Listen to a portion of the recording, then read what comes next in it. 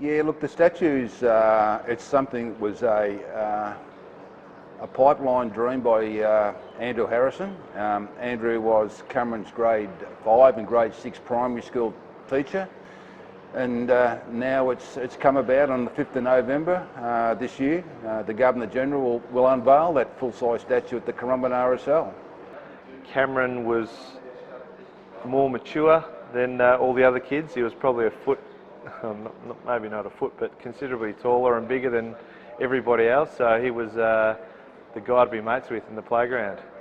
And having similar interests, being big into sports and whatever, as a group of boys got together and we stayed friends through primary school and high school. And along the way, played football at the local Gladstone Park. Tell us a little bit about Cameron's football career.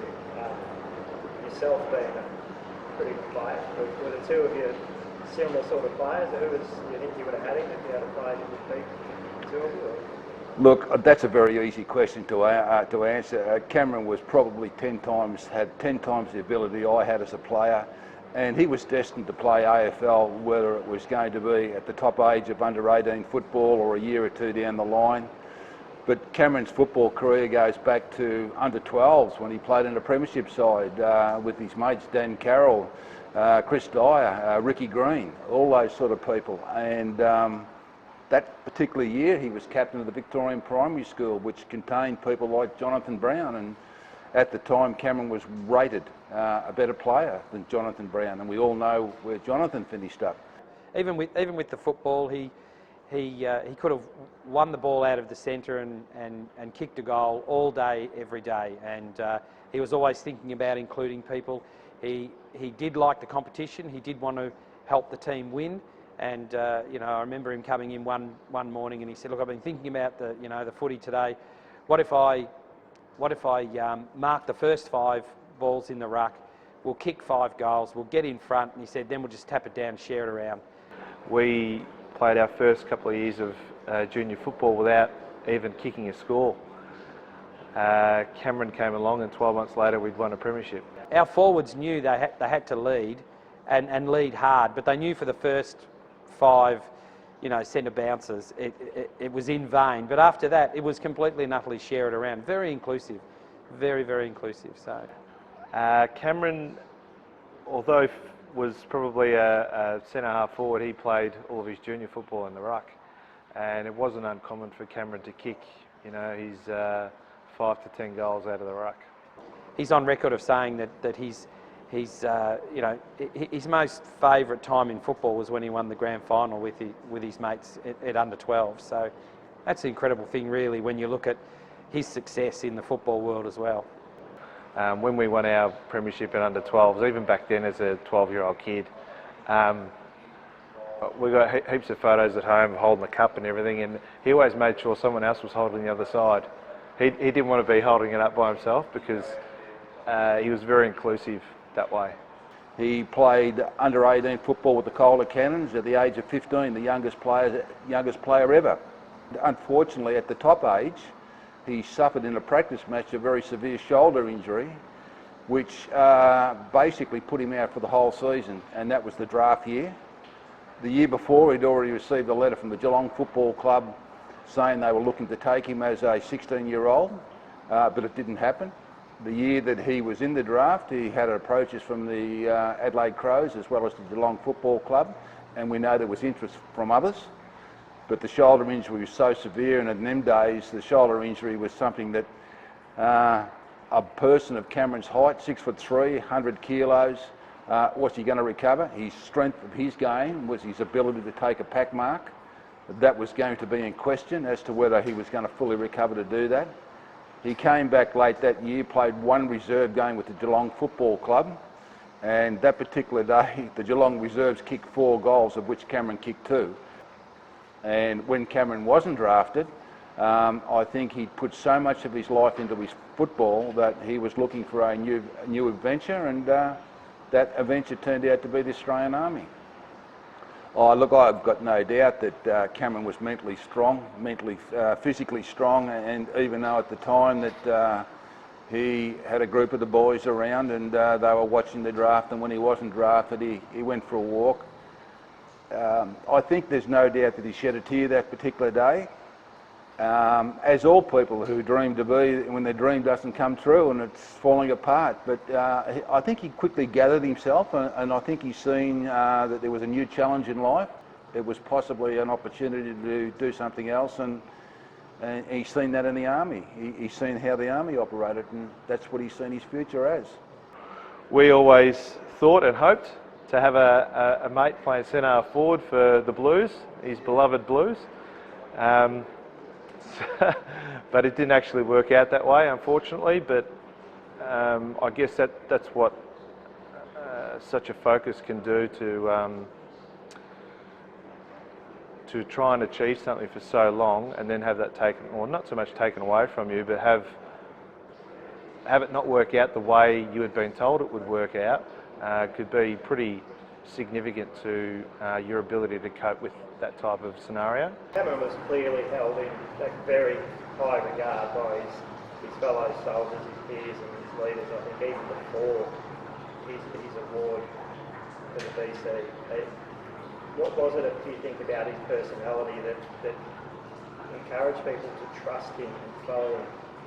Oh, look, I think probably Cameron, right from a very young age in the Army, he was awarded most outstanding soldier in basic training at Kapooka. And I think that laid the foundation for leadership. But it wasn't so much about, look at me, look what I'm doing. It was he was part of a team. I met Cameron when he was in grade 4, so when he was about 10 years of age, and spoke to Doug and Kay for the first time, and requested that Cam join us in grade 4 to play with the boys in grade 5 and 6 to make up the numbers in the footy team. And even then, already had the ability to lead others and inspire others and empower them. He done all the trials and all the tests like any other soldier, all the barrier tests, and was extremely high achiever in that. And I think probably people seen him as a leader. He was the first of the boys to get married, so we ventured up to Sydney probably 5 or 6 years after he joined the Army, and yeah, it was a good opportunity to get back into the old days and tell some stories. It was interesting actually, because growing up, because he was so focused on being an AFL footballer, everyone told him that that's what he was going to do. He never drank. The first time I saw him drinking was after he joined the Army. We went to schoolies. He didn't drink one drop of alcohol. We've got a famous photo in my collection at home of Cameron sculling a bottle of vodka. Little do people know that bottle was actually full of water, and that's what he walked around with for the week. When he was awarded his Medal for Gallantry back in 2007, he initially actually knocked it back because he believed that it was a team effort on the day. And I think it was only the fact that he's the regiment and he's a team and he's Bravo company said, look, you've got to take it on our behalf, which he did in the finish. What do you think he would have done had he obviously survived the battle in regards to the VC? Do you think he would have knocked it back? I've got no doubt that he probably would have thought very hard about it, and I think he would have suffered similar pressure what he did with the Medal for Gallantry. Of course, the Victoria Cross is a lot different to the Medal for Gallantry, and I think at the end of the day, 2nd Commando did not have at that point a Victoria Cross recipient. So it's something as a feather in the cap for the whole regiment. The regiment's 60 years old, and he is the first. So yeah, I think he probably would have seen sense and he would have accepted it. Very humble, but he would not have accepted as an individual. I'm sure that he would have made sure that everybody was included. And I think us as a family recognised that, hence was the reason why that when the Governor-General Quinton Bryce presented the Victoria Cross to us, the commandos are down the back of the room, that we actually took the medal forward and acknowledged. From the family point of view, we believe it's what Cameron would have done. So we were just doing what he wanted, what we thought, how we should acknowledge his teammates, and that's That's all we could do on the day.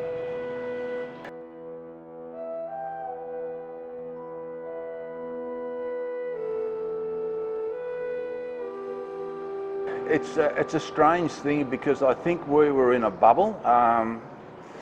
The fact was that people had been saying things to us, and I recall sitting with Brendan Nelson at the Australian War Memorial. There was Kay and myself sitting there, and we'd done a function, and Brendan was saying things that there's more to come with this, but it didn't register in our mind that a Victoria Cross was around the corner. It was only when we received a phone call from then Chief of Army, General Morrison, that he wanted to come and see it. He wasn't coming to just say we were good parents. He was coming to bring some pretty substantial news to the family. He offered it to us, and we accepted it. So you had the decision? Yeah, look, I think between our oldest son, Brendan, my wife, Kay, we looked at the possibilities and we thought, well, if this is what's going to happen, we should accept it, not just for Cameron, but for the regiment. 2nd Commando Regiment to us means the world. We've seen Cameron was so immersed in the way that they'd done their work, the training they did do, the camaraderie, the matesmanship which was in that particular regiment. And it was something that we probably in the early days hadn't thought a lot about. And it was only as time went on and we realised that Cameron was doing things that probably a normal soldier wasn't doing. And then we fully understood what a Special Force soldier was. Probably we've learnt more about Cameron's life in the last 2 to 3 years than what we did probably 5 years prior than that, because people now are telling us. Yes, that's exactly right. I think probably there's some things said to us which we couldn't make public. They're said in good faith. They're said behind closed doors, and they're said with sadness, but telling the truth and trying to explain the things that he did do. The day that he was actually sort of like killed, to see the film, the footage of it, to hear the actual story. It took a long while for us to fully understand and to comprehend what that particular day was and how it actually unfolded, and the options Cameron had that particular day. And I think probably one of the options that he had was that this is all too hard. Let's just pull back and let's just get on the phone and we'll just call an airstrike and we'll blow the whole lot up. But there was women and children, so that didn't become an option for him. Had he didn't do what he did do, that had he decided to walk away, he would have had the enemy in front of him, he would have had the enemy behind him, and in most likely they probably would have been killed. That particular battle, I think on the day that 28 Taliban insurgents killed and 1 Australian soldier. Could have been a lot worse.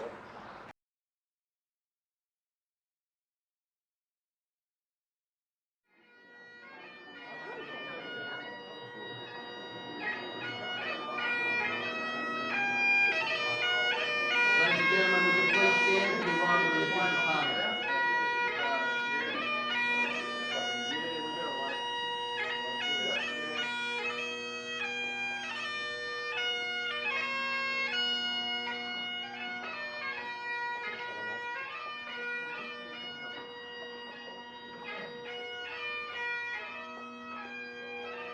Well, yeah, the statue is probably the most ambitious project that Cam's Cause has sort of dreamt about and thought about and put in place.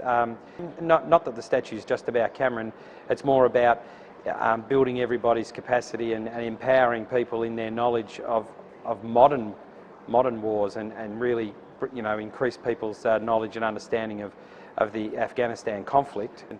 And one of the things that we were really committed to was making sure that Doug and Kay could see that statue unveiled, you know, well and truly, you know, in an early stage of their life, not a latter stage. And we were keen to be able to stand there with Brendan Baird and say, you know, how's this versus wouldn't your dad love to have seen this? I invite Mr. Doug and Mrs. Kay Baird and their son Brendan to accompany Their Excellencies Sir Peter and Lady Cosgrove to officially unveil the statue.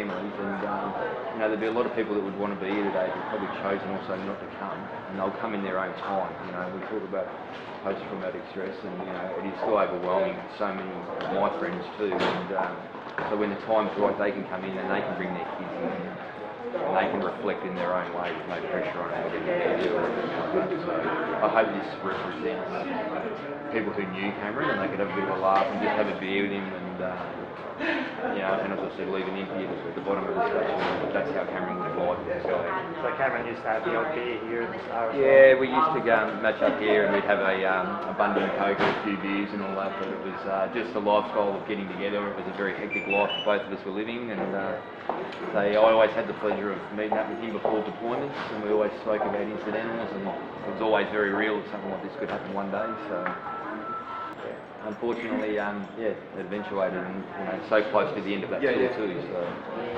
Cameron didn't think of this. oh, he'd be embarrassed. No doubt about it. He'd probably stand back thinking, geez, is that really me? So Was he that big? he was a fairly big guy in stature, yeah, but he's probably a little bit bigger there, so he's probably a bit bigger in the legs, but they've done a great job of representing him, and yeah, the smile does, yeah, it does resonate how he was as a person, very happy going, easy going person. So. He'd be probably pretty embarrassed of people having a look at his ugly mug day in, day out, but I'll tell you what, we're very proud of it. Absolutely, and that is the positive. If any positive comes out of this, is exactly what you've just said then. The good that can come out of this, the money that can be raised, how it can be exposed in the right way. It is, nothing is about profit, it's none of that at all. It's about putting money back into anybody that needs help, any of the veterans, you know, raising things for the new generation of kids coming through that can come here and see this. So to me personally, that's the most important about it. It is absolutely. We couldn't get over how proud we were that someone we knew had done something so significant and so special. We just wanted to do anything we could to let everyone know how much we appreciated what he did. Look, Cam's cause came about simply by a way of acknowledging what Cameron did prior to his death. One of the things he was very strong on, even though that he could be very tough as an instructor. He had a spot for anybody that was worse off than what he was, that he could sort of like help out in any shape or form. And it was through the charity that he did for people then that we decided, or a group of people in Melbourne, once again, and Mr. Andrew Harrison, Mr. Rick Green, Mr. Daniel Carroll, and Mr. Chris Dyer came together, and they formed Cam's Cause in honour of Cameron to continue his legacy. We have a number of other operations going with 2 Commando Direct through their wellness camps. Well, the mini statues, they're going to be limited to 2,000 statues in total, and they're all individually numbered, as we want to get all 2,000 of them out and about so that they can be used to retell the narrative, to retell the Cameron Baird story. So we hope that they're in offices, they're in public places, they're in people's homes, and they generate a conversation about not only Cameron Baird and the wonderful person he was, but the Afghanistan conflict in general. So the miniature statues is all about raising money, you know, to fund these, and they aren't cheap to make and all that, and it's the idea again is sharing with the community.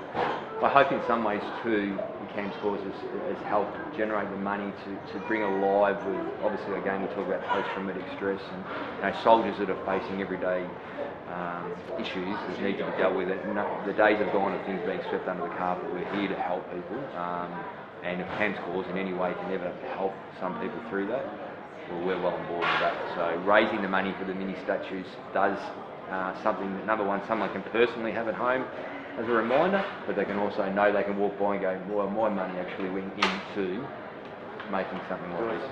Absolutely, yeah. Where can people find them? Okay, we'll find them on the Cam's Cause website, and any of the functions that Cam's Cause have, whether it be in Victoria, New South Wales or Queensland. But your number one way of finding them is on the website. Kay and I received a letter from a mother of 2 young girls that wanted to make a donation to Cam's Cause. And as we read the letter out, it was explained to us that the girls had found out about Cameron's story, the person he was, the values he had, and the things he was trying to do while he was alive and the things that were being done in his name as time went on. And those two little girls were aged 7 and 5, and they'd actually broken their piggy bank, and they donated $40 to Cam's cause. We not only have people donating that have served, we have people that are in primary school giving their last cent to something they believe in, and that's very gratifying to us. And the best way to get in touch with Cam's cause is through the website page run by Dan Carroll, and that's www.camscause.org, and you will find all the information in there as to how to buy mini statues, buy merchandise, or if you'd like to do a personal donation, it can be done through that website as well. But in the next few years, the fundraising will be directed directly towards the Commando Welfare Trust, and then directed towards the Human Performance Wing at 2nd Commando Regiment, where we work directly with the regiment in supporting programs that assist with post-traumatic stress.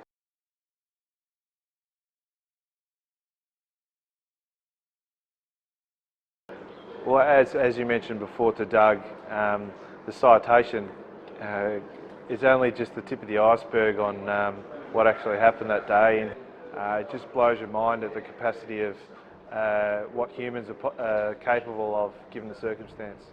Look, the Victoria Cross, as we all know, it's the preeminent award that can be given to in our country. It stands above anything else that's given out, and with that comes a lot of responsibility, and with that comes pressure, that you feel as though you're obliged to do certain things, though we as a family have never been told we have to do anything. We do it because we believe that if Cameron would be alive, he would be doing it.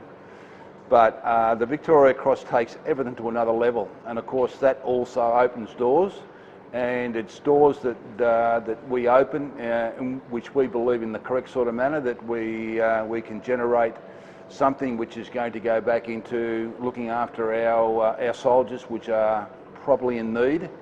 So yeah, the Victoria Cross is significant in a lot of ways, not only just to the person who actually wears it, but also the surrounding things that happen with it, the peripheral things. It's all part and parcel of a very large package. Regardless of what he did, we knew he'd be a superstar. That's just the type of person he was. He gave everything that he could to be the best at what he was doing. So.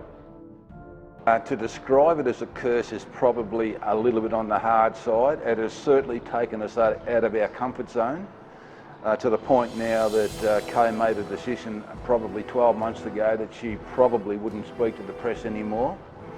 But at the same token, it's a story that needs to be told. And it's a story as a family that we are very proud of. So it's a story we will continue to tell as long as we feel as though that people want to know about it.